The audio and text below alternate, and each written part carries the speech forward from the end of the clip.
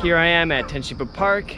This is where I usually come to run, train, all that good stuff, and you know, it has a special place in my heart since I've moved here to Japan. So I wanted to give you a tour. Let's go ahead and check it out.